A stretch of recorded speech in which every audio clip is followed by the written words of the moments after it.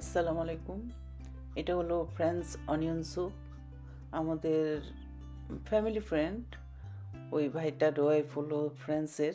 তো উনি বলল যে ফ্রান্সের অনিয়ন স্যুপটা নাকি খুব পপুলার। তো উনি একটু রেসিপিটা আমাদেরকে মুখে মুখে বলছে। তো আমরা চিন্তা করলাম আজকে বানাই, ওনারাও খাবে, আমরাও খাবো, দেখি কেমন হয়। তো প্রথমে একটা পাতিলে একটু তেল দিয়ে, তেল বেশি লাগবে না, অল্প, আর পেঁয়াজগুলো দিয়ে দিছি। আর এই পেঁয়াজকে বেরেস্তা করতে হলে কিন্তু একটু পানি দিয়ে দিয়ে করতে হবে। তো কতক্ষণ পর পর ঢাকনা দিয়ে একটু পানি দিই, তারপর পেঁয়াজটাকে আমরা বেরেস্তা করে একদম ভেজে নিব।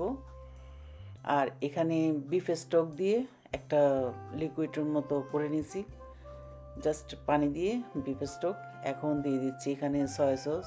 এই যে অনিয়নগুলোর কালার একদম ফুল চেঞ্জ হয়ে গেছে, কারণ এখানে পানি দিয়ে দিই। এটা কিন্তু একদম পুরোটা মানে কালারটা একদম পুরো নিয়ে আসছি। আর যারা ফ্রান্সের অরিজিনাল তারা কিন্তু এখানে ওয়াইন ইউজ করে, আমরা তো আর ওয়াইন ইউজ করবো না। আমরা এখানে সেই জন্য একটা সয়া সস ইউজ করছি। তারপর এখন দিয়ে দিচ্ছি যে স্টকটা করে রাখছিলাম, বিফ স্টক, ওইটা দিয়ে দিচ্ছি। তারপর আর একটু এখন কর্নফ্লাওয়ার গুলে দিব। এখানে 2 টেবিল চামচ কর্নফ্লাওয়ার নিয়ে এখন এটা গুলাই দিব, এখানে দিয়ে দিব। তারপর স্বাদ মতো লবণ দিয়ে দিছি। তারপর এখানে একটু ব্ল্যাক পেপার দিয়ে দিব। টেস্টটা অবশ্য নিজের অনুযায়ী করতে হবে।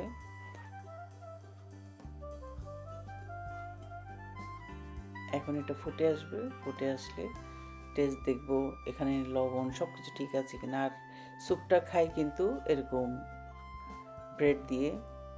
এই যে একদম পুরো পাতলা একটা লিকুইড হয়ে গেছে। আর আমরা টেস্টটা দেখছি, এখানে আমরা একটু সুগার ইউজ করছি সামান্য, যেহেতু সব অনিয়ন, এটা টেস্টটা একটু মিষ্টি এমনিতেই। তারপর আমি অল্প, খুব একটা অল্প দিয়ে দিলাম সুগার। তারপর এখন এটা সার্ভ করব।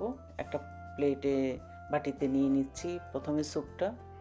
তারপর স্যুপের উপর দিয়ে দিব এখন একটু চিজ দিয়ে যে ব্রেড আমি টোস্ট করে নিছি ব্রেডগুলোকে, ওই ব্রেডগুলো দিয়ে দিব উপরে।